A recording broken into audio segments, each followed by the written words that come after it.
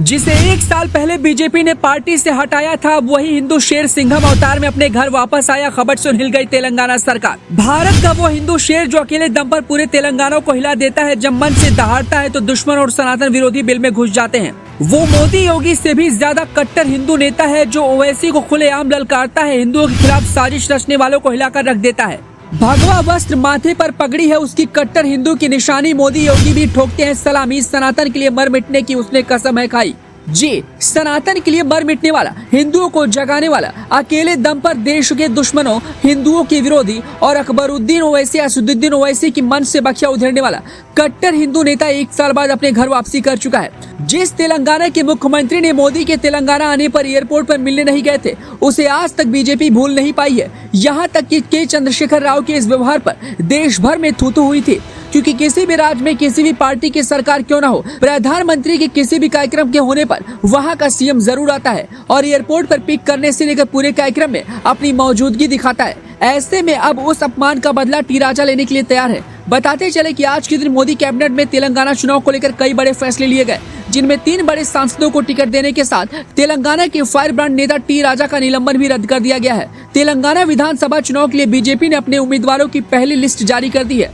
119 विधानसभा सीटों में से बीजेपी ने 52 सीटों पर अपने प्रत्याशियों के नाम की घोषणा कर दी है। इनमें टी राजा सिंह का नाम भी शामिल है। इस समय तेलंगाना में बीआरएस यानी कि के चंद्रशेखर राव की सरकार है। बीजेपी की तरफ से टी राजा सबसे बड़े चेहरे हैं। यही वजह कि उनकी वापसी से बीजेपी को इस चुनाव में काफी मजबूती मिलेगी। टी राजा की वापसी से देश के करोड़ों हिंदुओं ने जश्न मनाया है। तेलंगाना में भी जश्न का माहौल है, क्योंकि टी राजा अपने दम पर पूरी तेलंगाना सरकार को हिलाने का मादा रखते हैं। टी राजा का निलंबन जब हुआ था तो कई लोगों ने बीजेपी को घेरा था, क्योंकि बीजेपी की छवि कट्टर हिंदू पार्टी की है। यही वजह कि बीजेपी के इस फैसले का तेलंगाना के साथ कई राज्यों में हिंदुओं ने कड़ा विरोध जताया था। यहाँ तक कि खबरों में ये बात भी सामने आई थी कि तेलंगाना में कई लाख हिंदू वोटर्स ने बीजेपी का साथ छोड़ दिया है। बताते चले कि पिछले साल अगस्त महीने में सोशल मीडिया पर टी राजा की तरफ से पैगंबर के खिलाफ कथित टिप्पणी करने वाला एक वीडियो पोस्ट किया गया था, जिस पर काफी बवाल हुआ था। उसके बाद बीजेपी हाईकमान ने टी राजा को सस्पेंड कर दिया था।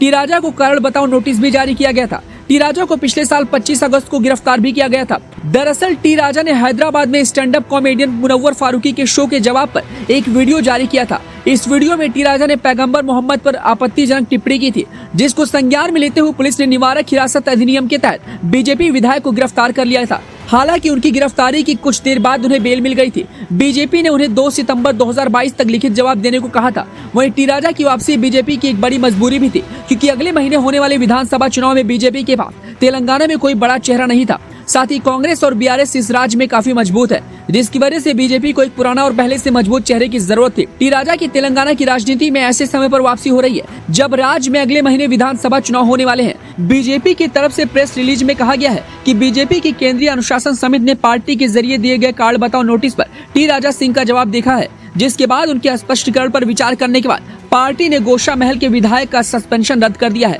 आपको बताते चले कि टी राजा अपनी कट्टर हिंदू छवि के लिए अक्सर चर्चाओं में रहते हैं। टी राजा की कट्टर हिंदू छवि की वजह से मोदी योगी भी उन्हें काफी पसंद करते हैं। टी राजा बिना किसी डर के लाखों की भीड़ में खुले मन से अपने भाषणों से तहलका मचा देते हैं। टी राजा सनातन धर्म के सबसे बड़े रक्षक माने जाते हैं। टी राजा ने अपने जीवन में सनातन धर्म के लिए मर मिटने की कसम खाई है। सबसे पहले प्रधानमंत्री मोदी जी, हमारे अमित शाह जी, हमारे नड्डा जी, हमारे पीएम संतोष जी,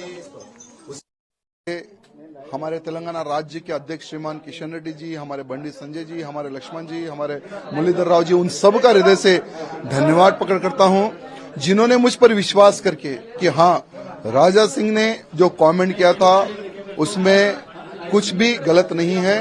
वो सभी चीजों को देखते हुए मेरा सस्पेंशन हटाया है सबसे पहले। और अभी मुझे पता चल रहा है कि अभी फर्स्ट लिस्ट बीजेपी की आई है और उसमें गोशा महल विधानसभा से ही मेरा नाम आया है। इसलिए मैं पार्टी को बहुत बहुत हृदय से धन्यवाद प्रकट करता हूं।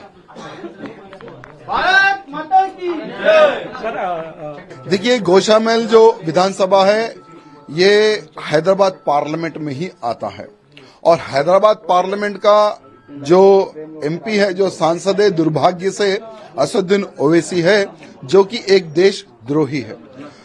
और ऐसी पार्लियामेंट से मैं विधायक हूं और उसी के एक व्यक्ति को हराकर, यानी हमेशा से चुनाव में असदुद्दीन ओवैसी मुसलमानों का वोट कांग्रेसों को बेचता था, अब वो टीआरएस को वोट बेचता है। सिर्फ बेचने की, और एक बहुत बड़ा बिजनेसमैन है वो, और इसी की पार्लियामेंट से मैं 2 बार का विधायक बना हूं, और आने वाले समय में भी मैं यही विधानसभा से जनता के आशीर्वाद से जीतता रहूंगा और ऐसे देशद्रोहियों को जवाब देते रहूंगा। फिलहाल टी राजा की वापसी से तेलंगाना में बीजेपी को काफी मजबूती मिलना तय माना जा रहा है। जल्द ही टी राजा मोदी से भी मुलाकात करते दिखाई दे सकते हैं। बताते चले कि अगले महीने तेलंगाना में विधानसभा चुनाव होने हैं, तो इस फायर ब्रांड नेता की वापसी पर आप क्या कुछ कहना चाहते हैं, हमें अपनी राय कमेंट बॉक्स में